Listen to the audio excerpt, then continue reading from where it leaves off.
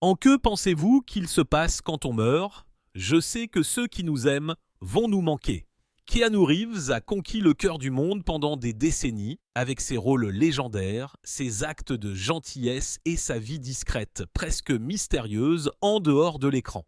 Mais en matière d'amour et de mariage, son histoire a pris un chemin très différent. Aujourd'hui, âgé de 60 ans, Keanu révèle enfin pourquoi il a choisi de vivre sans jamais se marier. Rejoignez-nous pour découvrir la vérité derrière la décision de Keanu. Abandonné et seul, Keanu Charles Reeves est né le 2 septembre 1964 à Beyrouth, au Liban. Ses premières années ont été marquées par la turbulence et l'absence, donnant le ton à l'homme calme et réservé qu'il deviendrait un jour. Son père, Samuel Nolan Reeves Jr., a quitté la famille quand Keanu n'avait que 3 ans. L'absence a laissé un trou permanent dans son enfance et sa relation avec son père ne s'est jamais vraiment rétablie. La dernière fois que Keanu l'a vu, c'était lors d'une brève visite sur l'île hawaïenne de Kauai quand Keanu avait 13 ans. Ce n'était pas les retrouvailles chaleureuses qu'un enfant espère, mais plutôt une rencontre courte et malaisée qui l'a laissé avec plus de questions que de réponses. Après le divorce, la mère de Keanu, Patricia, a assumé le rôle de pilier de la famille. Patricia était une costumière qui déménageait souvent pour le travail et les relations. Cela signifiait que l'enfance de Keanu était remplie de changements constants. Tout d'abord, ils ont vécu à Sydney en Australie, puis à New York et enfin à Toronto, au Canada, où Keanu a passé la plupart de ses années de formation. Patricia s'est remariée plus d'une fois, chaque relation ajoutant au sentiment d'instabilité. L'un de ses mariages avec le réalisateur Paul Aaron a été bref, mais Aaron est resté dans la vie de Keanu en tant que mentor. Il l'a initié au monde du théâtre, aidant le jeune homme à décrocher l'un de ses tout premiers emplois sur scène au Hedro Theater en Pennsylvanie. Même si sa vie familiale était instable, ce lien précoce a planté les premières graines de la passion de Keanu pour le théâtre. La vie à Toronto n'était pas facile pour lui. Keanu avait des difficultés à l'école, notamment parce qu'il avait été diagnostiqué dyslexique. La lecture et l'apprentissage traditionnel étaient un défi et par conséquent, il a changé plusieurs fois d'école. Il a fréquenté 4 lycées différents, chaque déménagement rendant plus difficile la formation d'amitié durable. L'une de ces écoles, la Tobacco School of the Arts, l'a expulsé parce qu'il était considéré comme trop énergique et perturbateur. Les enseignants et les camarades de classe le comprenaient souvent mal. Malgré ses difficultés, il n'était pas amer, il était simplement calme, réservé et discret. Même enfant, Keanu restait à l'écart et se construisait un monde intérieur qui lui apportait du réconfort lorsque le monde extérieur se sentait instable. Pendant un certain temps, le hockey a été sa véritable évasion. Keanu était un gardien de but talentueux avec des réflexes rapides et un esprit vif pour le jeu. Il aimait tellement ça qu'il rêvait de jouer professionnellement, espérant même un jour représenter le Canada dans l'équipe olympique. Sur la glace, il se sentait concentré et vivant d'une manière rare pour lui à l'école. Mais lorsqu'une blessure a mis fin à ses chances de poursuivre le hockey à un niveau supérieur, Keanu a été forcé d'abandonner ce rêve. Ce fut un moment difficile, mais c'est aussi ce qui l'a poussé à chercher une autre voie.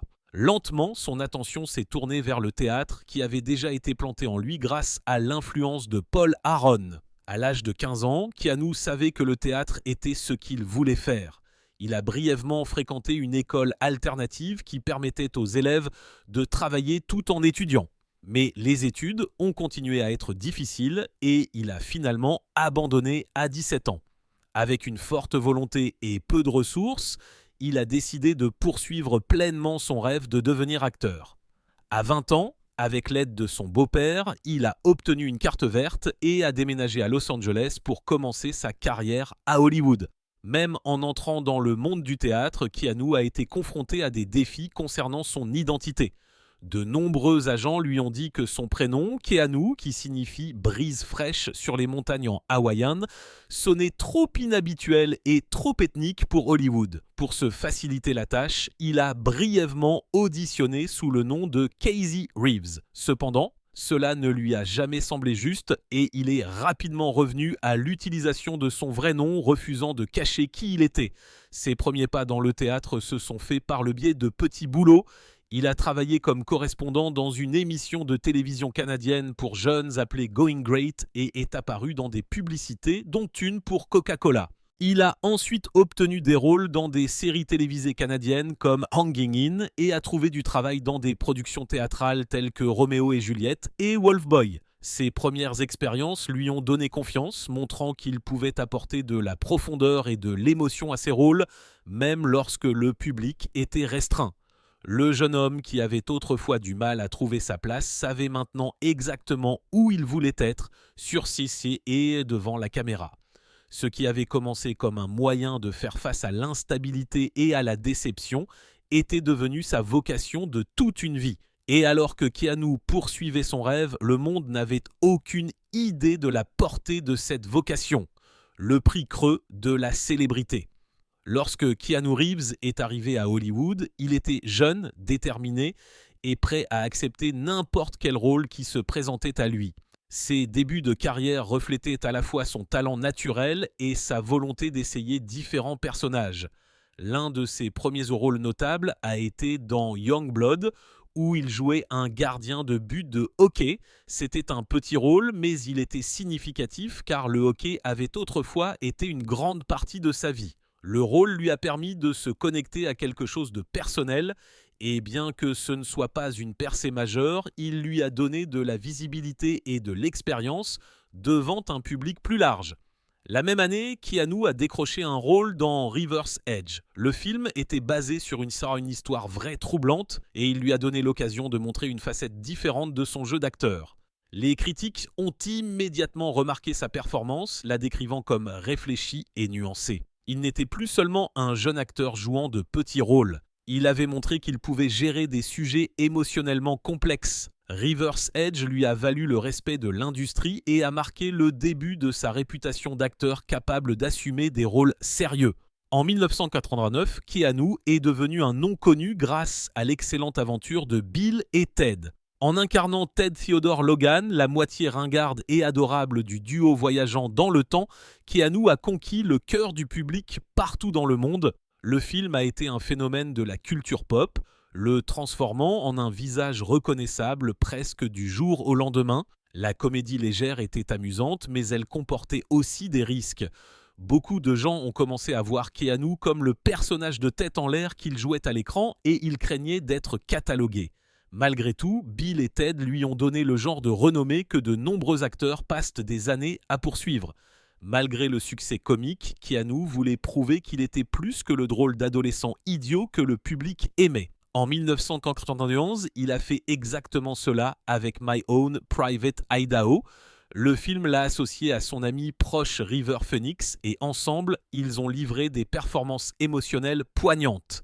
Keanu a joué Scott Favor, un jeune homme privilégié dérivant dans la vie, et son travail dans le film a révélé sa capacité à plonger dans des émotions profondes et vulnérables. Le rôle a montré aux critiques et au public que Keanu avait de l'étendue et qu'il était sérieux au sujet de son métier. En même temps, travailler aux côtés de River a renforcé leur lien en dehors de l'écran. Les deux ont développé une profonde amitié qui dépassait les projecteurs d'Hollywood. Pour Keanu, ce lien a approfondi sa nature naturellement calme et introspective.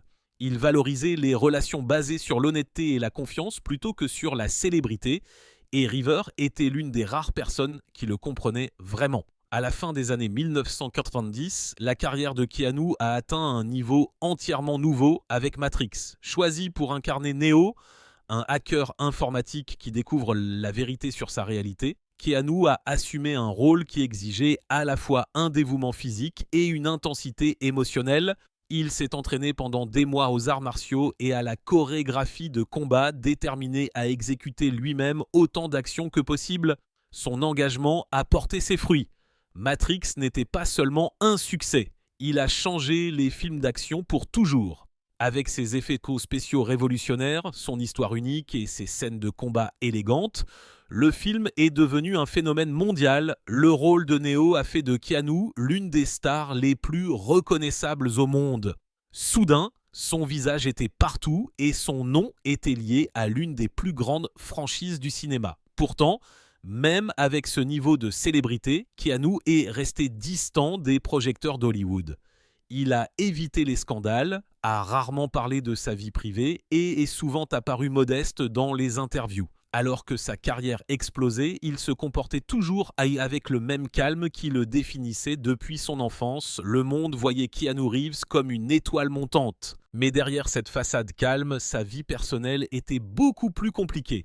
Et au moment où sa renommée devenait plus éclatante, la tragédie attendait de frapper d'une manière qui le changerait à jamais. La tragédie de River Phoenix. En 1990, Keanu Reeves a rencontré River Phoenix sur le tournage de la comédie I Love You to Death. À l'époque, tous deux étaient de jeunes acteurs qui montaient rapidement à Hollywood. River était déjà considéré comme l'un des artistes les plus talentueux de sa génération. Alors que Keanu se bâtissait une réputation d'acteur comique et sérieux, leur connexion a été presque immédiate. Contrairement à de nombreuses amitiés hollywoodiennes basées sur la publicité ou la commodité, la leur était enracinée dans un respect et une compréhension authentique. Keanu et River partageaient plus qu'un seul travail, ils partageaient une façon de voir la vie. Tous deux venaient de milieux non conventionnels et s'étaient retrouvés propulsés dans l'industrie du divertissement à un jeune âge. Ils aimaient des choses geeks simples ensemble comme faire de la moto, rester éveillés tard à discuter et passer du temps loin des caméras. Ils se traitaient comme des frères, riant librement et s'appuyant l'un sur l'autre comme seuls de proches amis peuvent que le faire. Pour Keanu, qui avait toujours été privé et sur ses gardes, River était quelqu'un qui pouvait voir au-delà de la surface et comprendre ses silences. Lorsque Keanu a découvert le scénario de My Own Private Idaho, il a su que c'était quelque chose de spécial. Au lieu de l'envoyer par l'intermédiaire d'agents, il a décidé de le remettre directement à River lui-même. Il a parcouru près de 1000 miles à moto juste pour placer le scénario entre les mains de son ami. Cet acte a montré à quel point Keanu valorisait River et à quel point il voulait qu'il partage le projet. Le film est devenu un moment déterminant pour eux deux. River a joué un jeune arnaqueur aux prises avec des batailles personnelles, tandis que Keanu a incarné son compagnon riche mais agité. Leur performance était brute et intrépide et le film a rapidement été salué par la critique. Plus important encore, il a capturé leur lien réel à l'écran d'une manière que le public pouvait ressentir. Mais alors que Keanu trouvait sa place à Hollywood, River luttait en coulisses. La pression de la renommée pesait lourdement sur lui. Il était sensible, réfléchi et portait les attentes d'être étiqueté comme le prochain grand acteur de sa génération. Malheureusement, Hollywood à l'époque a également facilité la tâche des jeunes superstars pour tomber dans des habitudes dangereuses. River a commencé à consommer de la drogue et bien que ses proches s'inquiétaient, la profondeur de ses luttes était souvent cachée derrière son talent et son charme. La nuit de Halloween en 1993, la tragédie a frappé. River s'est effondré devant le Viper Room, un club de Los Angeles en partie détenu par Johnny Depp. Il n'avait que 23 ans. La cause était un mélange fatal de drogue et la nouvelle a choqué non seulement Hollywood mais le monde entier. Pour Keanu, la perte a été dévastatrice. À l'époque, il était en plein tournage de Speed, le film qui allait plus tard le catapulter vers la célébrité mondiale. Extérieurement, il a continué à travailler, se présentant sur le plateau et faisant son travail. Mais à l'intérieur, il était brisé. River n'était pas seulement un collègue.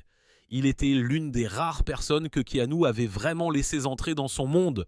Le perdre a laissé une blessure qui ne s'est jamais complètement refermée. Dans les années qui ont suivi, Keanu a rarement parlé de River publiquement. Il a choisi de garder son deuil privé, protégeant ses souvenirs plutôt que de les partager avec le monde. Ce silence n'était pas de la froideur, mais de la profondeur de sa douleur. Des amis et des costards ont remarqué un changement en lui. Il est devenu plus réservé, plus prudent quant aux personnes qu'il autorisait dans sa vie. Bien qu'il ait toujours été calme après la mort de River, il semblait porter un poids supplémentaire, une distance qui ne l'a jamais vraiment quitté. La tragédie a façonné la façon dont Keanu se déplaçait dans le monde. Cela a renforcé sa tendance à garder ses émotions sous contrôle et à éviter la culture bruyante et souvent invasive d'Hollywood. Son deuil s'est intériorisé, devenant une partie de qui il était plutôt que quelque chose dont il parlait ouvertement. La perte de River a été l'un des premiers et des plus douloureux rappels pour Keanu que la vie pouvait lui enlever les personnes qu'il aimait le plus sans avertissement. Et juste au moment où il semblait que la douleur ne pouvait pas devenir plus lourde, une autre perte déchirante l'attendait quelques années plus tard, amour et tragédie. À la fin des années 1990, Keanu Reeves était connu dans le monde entier comme un acteur à succès. Mais derrière la renommée, il vivait une vie personnelle très calme. Cela a changé en 1998 lorsqu'il a rencontré Jennifer Sim. Leur présentation s'est faite par le biais du cercle d'amis du réalisateur David Lynch et presque immédiatement, il y a eu une étincelle entre eux. Jennifer travaillait à Hollywood comme assistante de Lynch, mais elle se frayait également son propre chemin dans l'industrie. Pour Keanu, qui avait passé des années à tenir les gens à distance après la perte de River Phoenix, c'était l'une des rares fois où il a laissé quelqu'un entrer dans son monde privé. Leur connexion a été rapide et authentique. Des amis du couple ont déclaré plus tard que Keanu semblait plus léger lorsqu'il était avec Jennifer, il lui faisait confiance, et elle lui a donné un sentiment d'espoir qu'il n'avait pas ressenti depuis des années. Ils partageaient le rêve de fonder une famille ensemble, quelque chose que Keanu avait tranquillement désiré, mais qu'il ne s'était jamais vraiment permis d'imaginer.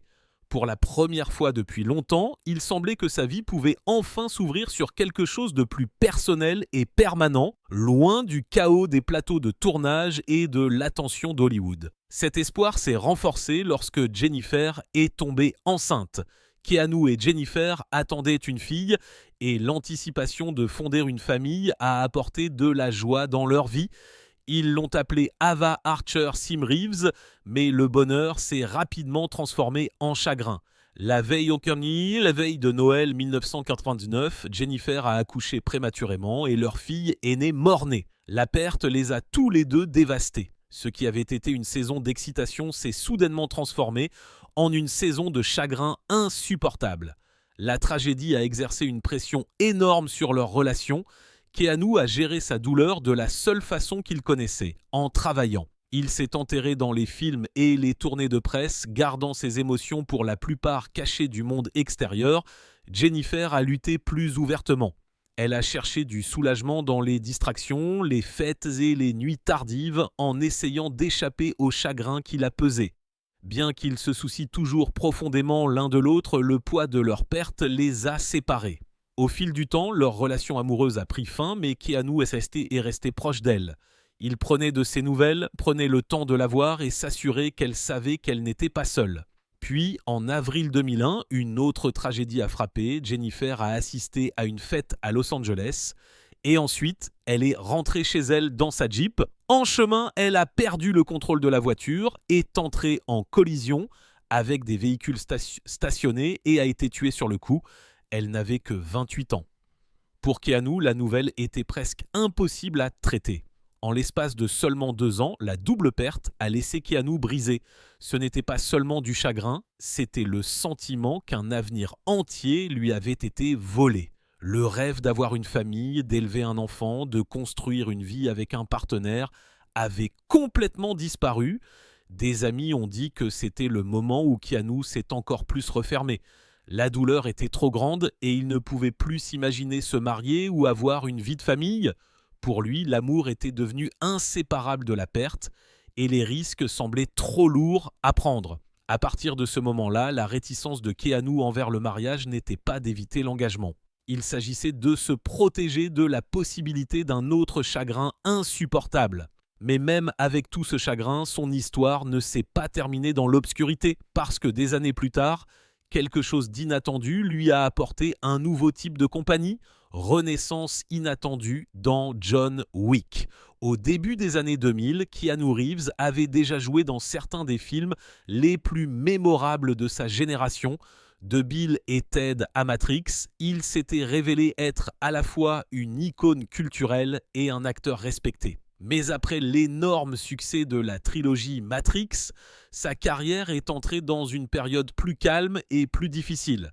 L'un des premiers défis est venu avec The Watcher, un thriller psychologique dans lequel Keanu jouait un tueur en série. Des rapports ont ensuite fait surface selon lesquels il avait été mis sous pression pour participer au projet et n'y était pas pleinement engagé. Bien que le film ait rapporté de l'argent, les critiques l'ont rejeté et le public a été dérouté par son casting. Ce n'était pas le genre de rôle qui a élargi sa carrière. Au lieu de cela, cela a soulevé des questions sur ses choix. Au cours de la décennie suivante, les projets de Keanu ont reçu des réactions mitigées. Il a réalisé et joué dans Man of Tai Chi, un film d'arts martiaux qui reflétait son respect sincère pour le genre.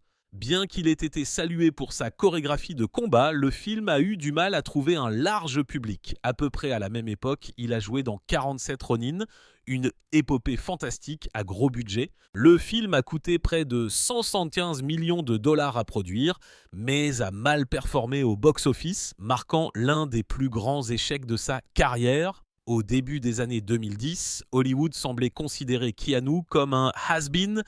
Il n'était plus la jeune star de cinéma d'action et il n'obtenait pas beaucoup de rôles principaux dans les principaux films de studio.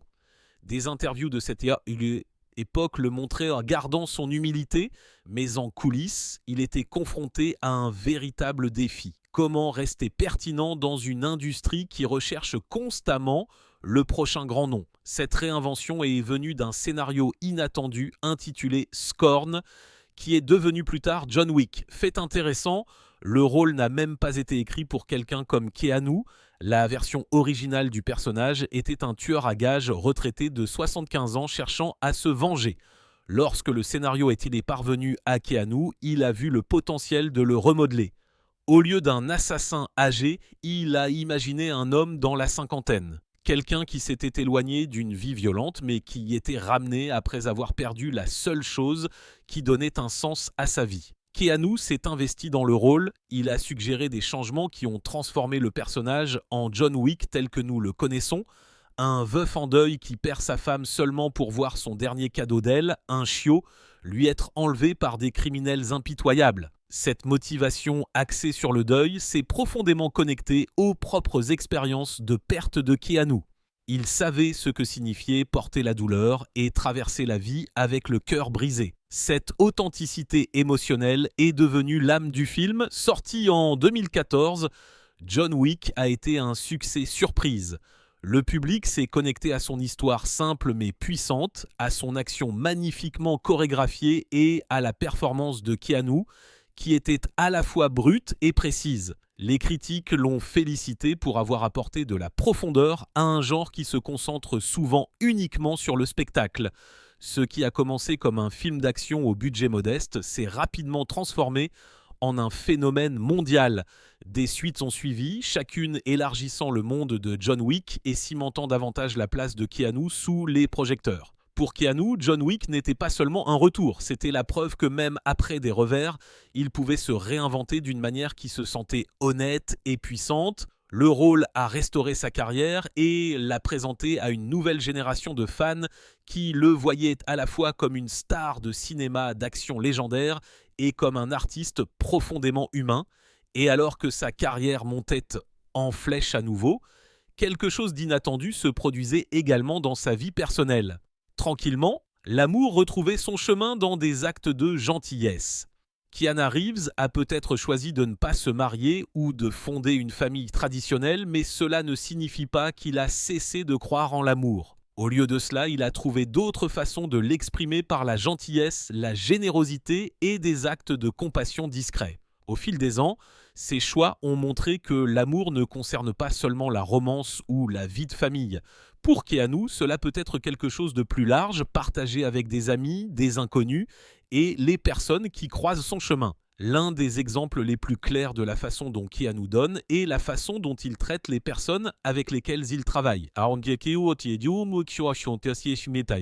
des suites de Matrix, lorsque les films sont devenus d'énormes succès financiers, Keanu a choisi de partager une grande partie de ses gains avec les équipes en coulisses. Des rapports suggèrent qu'il a donné des dizaines de millions de dollars à l'équipe des effets spéciaux et aux costumiers, reconnaissant qu'ils étaient tout aussi responsables du succès du film que les acteurs. Pour beaucoup d'entre eux, son geste ne concernait pas seulement l'argent, il s'agissait d'être vus et respectés dans une industrie où leur travail acharné passe souvent inaperçu. Keanu a également accepté des réductions de salaire pour permettre à certains films d'avancer avec les bons talents. Par exemple, il a réduit son propre salaire pour que Gene Hackman puisse le rejoindre dans The Replacements et qu'Al Pacino puisse être choisi pour The Devil's Advocate. Ces décisions ne visaient pas à ce qu'il gagne moins, elles visaient à garantir que le projet ait le casting le plus solide possible. Pour Keanu, la collaboration et l'équité comptaient plus que son propre chèque de paye. En dehors d'Hollywood, Keanu est connu pour ses petits mais puissants actes de gentillesse dans la vie de tous les jours. Il a été vu assis avec un sans-abri dans la rue, partageant de la nourriture et ayant une vraie conversation au lieu de simplement passer devant. Des passagers ont raconté comment il avait aidé des inconnus sur des vols retardés, organisé le transport lorsque les horaires s'effondraient et veillé à ce que tout le monde atteigne sa destination en toute sécurité. D'autres ont décrit l'avoir rencontré dans des aéroports ou au bord de la route où il a patiemment signé des autographes, bavardé ou simplement montré du respect sans aucun sentiment d'ego. Ces histoires sont cohérentes et répandues, dressant le portrait d'un homme qui ne se place pas au-dessus des autres, même s'il pourrait facilement se cacher derrière sa renommée. La gentillesse de Keanu dans ses moments ordinaires montre que sa compréhension de l'amour s'étend à tout le monde, pas seulement à ceux qui lui sont les plus proches. Au-delà des gestes que les gens voient, Keanu s'est également engagé à donner d'une manière qui reste largement privée. Il dirige discrètement une fondation dédiée à soutenir les hôpitaux pour enfants et à financer la recherche sur le cancer. Cette mission est profondément personnelle, inspirée par la longue bataille de sa sœur Kim contre la leucémie. Au lieu d'attacher son nom à la fondation à des fins de publicité, Keanu a choisi de la garder discrète. Il a dit qu'il préférait que l'attention reste concentrée sur la cause et non sur lui. Pris ensemble, ces choix révèlent quelque chose d'important sur la façon dont Keanu voit l'amour. Pour lui, l'amour n'a pas besoin d'être confiné au mariage ou à une famille traditionnelle. Il peut être exprimé par la générosité, par la gentillesse envers les étrangers et par le soutien aux causes qui comptent. Sa vie démontre que la famille peut aussi signifier la communauté. Les équipes avec lesquelles il travaille, les